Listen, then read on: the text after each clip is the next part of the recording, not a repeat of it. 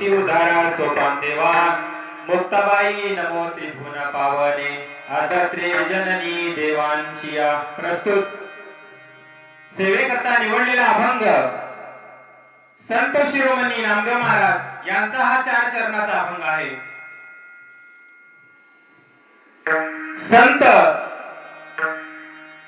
असे एक नामदेव महाराज संत आहेत की ज्या मानवी यातील संतांना जे 5 महत्वाचे संत होते त्या 5 संतांपैकी एक असणारे म्हणजे नामदेव राया। पहिले संत असणारे म्हणजे या जगाची माऊली ज्ञानेश्वर माऊली। दुसरा नंबर लागतो तो म्हणजे जगद्गुरु तुकोबाराय।